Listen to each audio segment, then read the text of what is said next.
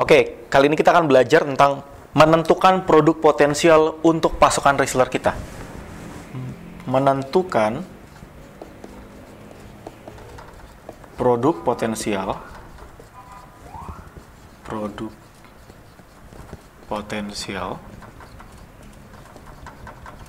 untuk pasukan reseller kita.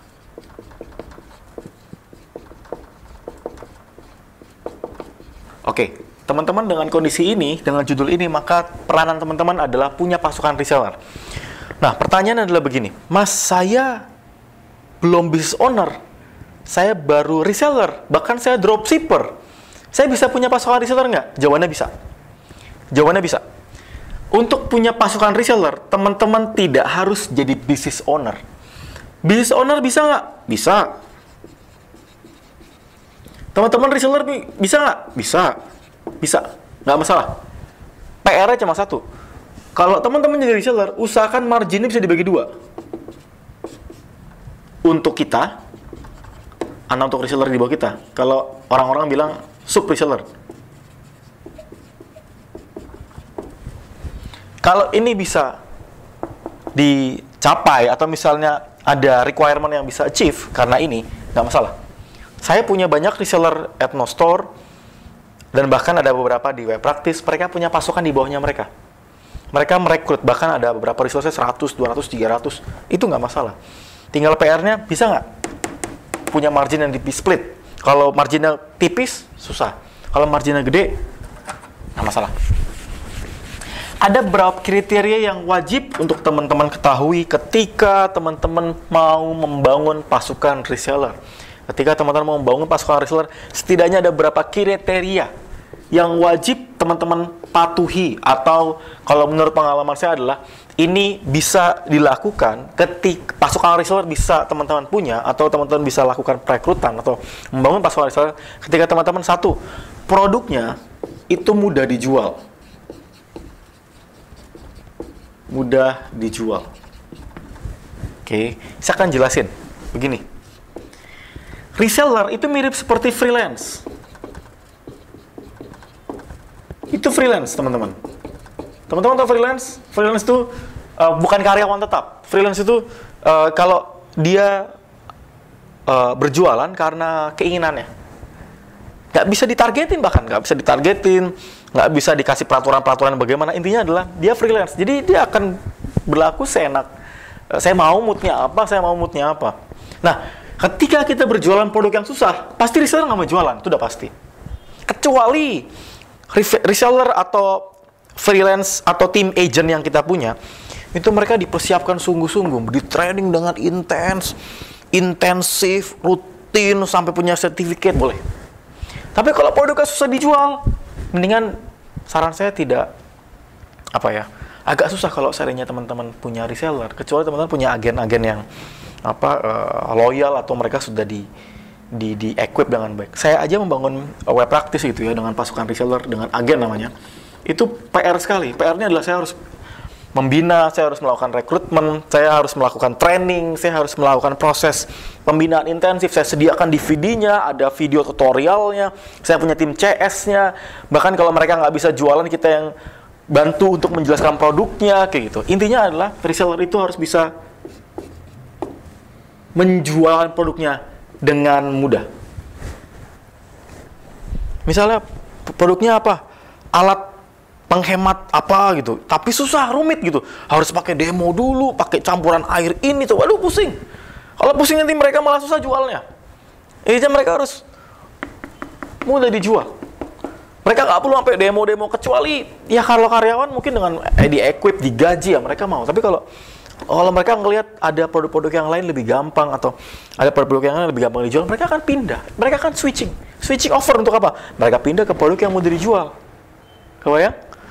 Karena kalau misalnya kayak begini konteksnya, saya Web Practice ya bisa juga gitu. Ada juga yang kencang juga lumayan. Tapi saya pas lagi tes di produk-produk kayak semacam buku bisnis atau produk-produk affiliate, itu lebih gampang jualnya. Kenapa? Mereka ngejual edukasinya ya. Ini penjelasannya, tahu nih fisiknya. Tapi kalau produk yang unik gitu, yang susah gitu, agak susah jualnya, maka resellernya akan nggak kenceng. Kecuali resellernya udah jago banget.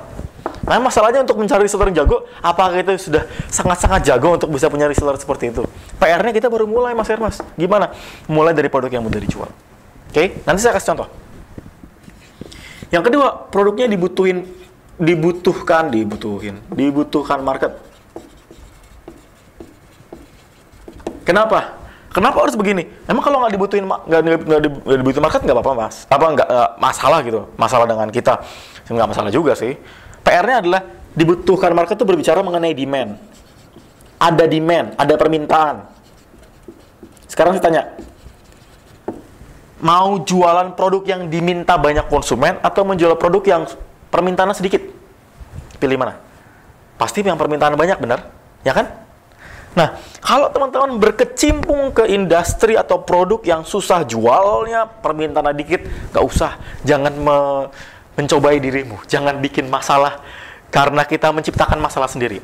Saya selalu menyarankan yang mudah dijual, yang demand-nya tinggi. Jangan yang susah dijual, demo dulu, datang ke rumahnya dulu, jelasin pakai ini, pakai air, pakai kimia, wah pusing. Abis itu susah lagi karena yang butuh nggak banyak. Yang butuh siapa? Yang butuhlah dokter yang menyediakan begini karena kebutuhannya begini. Wah, susah. Kebayang? Jadi artinya apa? Teman-teman harus punya kriteria yang pertama mudah dijual, yang kedua dibutuhkan market. Artinya apa? Banyak yang minta. Yang minta banyak. Nih. Yang minta banyak. Ini penting. Mudah dijual, produknya dibutuhin pasar.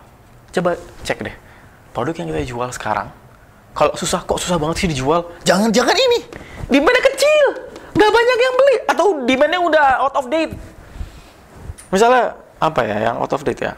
Jualan CD musik gitu. Jualan CD musik, sekarang orang download YouTube, bener nggak? Udah out of date.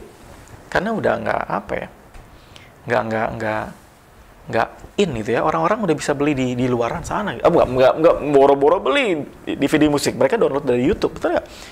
Orang beli CD disebar, ya ini kasusnya dikembajakan ya. Oke, intinya adalah begitu.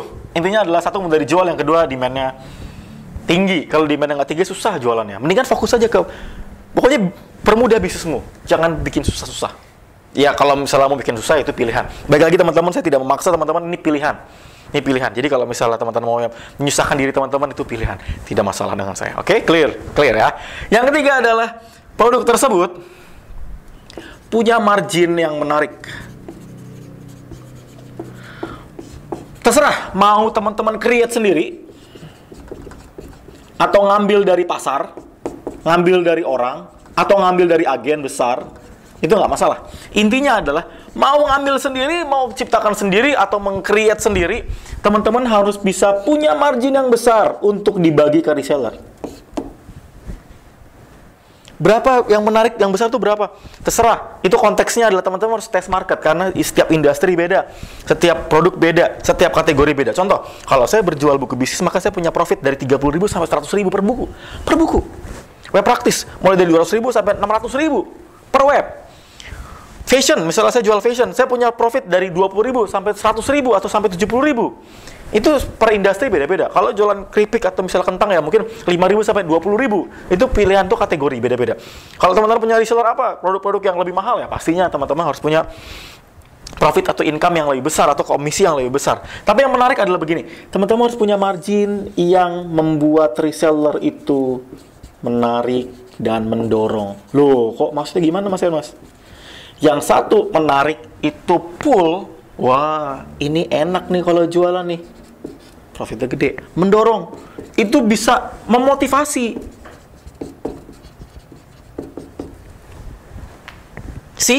Kebayang? Kalau marginnya nggak menarik, simple. Ini bisa jadi sebuah, apa ya? Ini bisa jadi sebuah evaluasi. Ini bisa jadi monitoring. Cek aja. Kenapa kita jualannya nggak kencang? Mungkin produknya susah dijual, demand-nya nggak tinggi, marginnya nggak menarik. Kebayang? Kalau marginnya nggak menarik, gimana mereka mau jualan kencang? Wong, ke toko sebelah lebih menarik marginnya. Yang keempat, Ada banyak kriteria, tapi saya kriteria yang basic, yang fundamental aja. Oke. Yang keempat adalah karena konteksnya bisnis online, saya nggak masalah teman-teman bisnis offline juga nggak apa-apa. Mau bisnis offline kayak bisnis online kayak. Cuma ini konteksnya adalah eranya online, para reseller atau dropshipper itu lebih suka berjualan yang bisa bisa dropship atau bisa dikirim via online. Bisa dikirim via online. Kalau produknya susah dikirim pakai online, kayaknya agak susah. Contoh, saya jualan pot. Maka saya punya pasukan resellernya jualan pot. Potnya tanah liat lagi. Itu susah. Pakai ekspedisi apa? Susah, karena pengiriman pakai pot tanah liat itu udah 20 kilo. Harga potnya 100.000, tapi pengiriman 200.000. Susah banget. Atau misalnya jualan apa? Produk kimia yang nggak bisa dikirim pakai JNT, JNE nggak mau. Mereka nggak mau. Apapun yang barang-barang kimia mereka nggak mau. Kayak gitu. Nggak mau.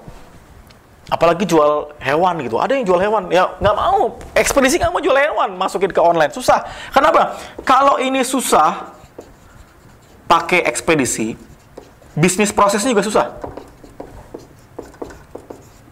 Di prosesnya susah. Kalau udah susah, reseller nggak akan mau jualan. Itu udah hukum wajib. Kebayang? Kebayang ya? Clear ya? Oke. Intinya teman-teman usahakan produknya, kriterianya lihat, evaluasi. Kriterianya, bisa dijual. Yang kelima, mau itu jual sendiri kek, mau itu create sendiri kek, kok jual sendiri, mau itu create sendiri kek, atau kita ngambil pakai agen, nggak masalah. Tapi kalau saya boleh saran teman-teman, produk yang teman-teman jual, produk yang teman-teman ambil, atau teman-teman yang pasarkan, ketika punya reseller, saya punya kriteria yang sangat penting yang teman-teman harus pahami. Tidak dijual di market modern. Ini prinsip saya ya teman-teman ya. Terserah teman-teman kalau mau menjalankan, atau saya nggak setuju mas. Kalau menurut saya ini prinsip.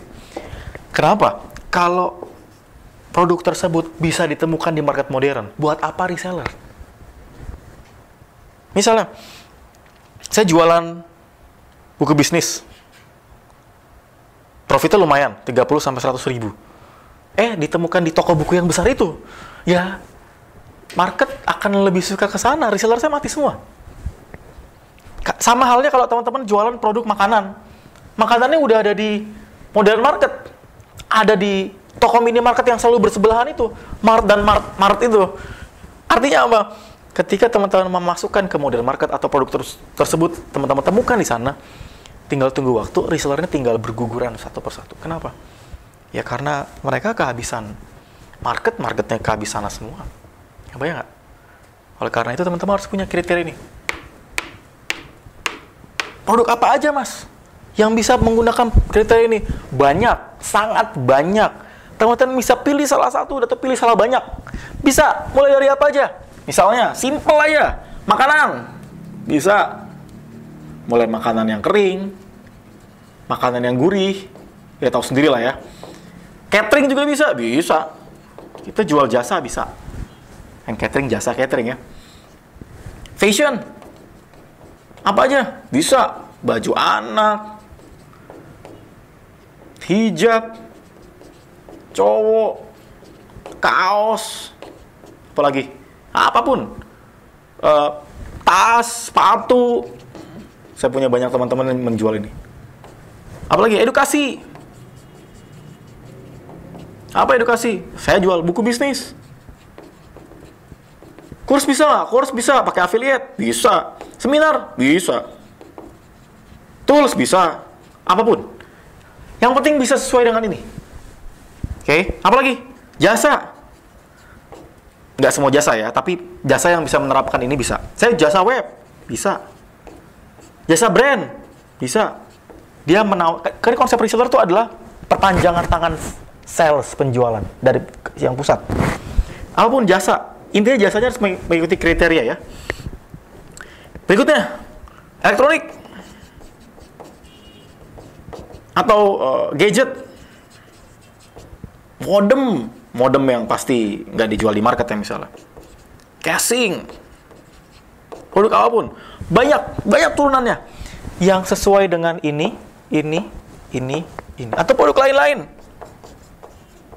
Herbal atau medicine, obat yang pasti boleh dikirim-kirim ke luar gitu ya, bukan obat-obatan yang dilarang untuk dikirim secara bebas gitu ya. Apa? Sekarang banyak ya, herbal, madu, bahkan yang ramai itu apa? Pembesar, penguat, pemanjang, wah tuh, pemutih, waduh, skincare berarti ya. Skincare, ciwi-ciwi banyak banget. Yang lucu-lucu, produk yang lucu, produk unyu, yang tidak ada di market dan unik gitu, unik. Pokoknya apa ya, produk-produk lucu untuk buat fashion female gitu misalnya. Pokoknya segala sesuatu produk-produk yang intinya ini achieve, ini bisa. Bayang ya teman-teman ya, untuk menentukan produk tersebut potensial untuk pasukan reseller,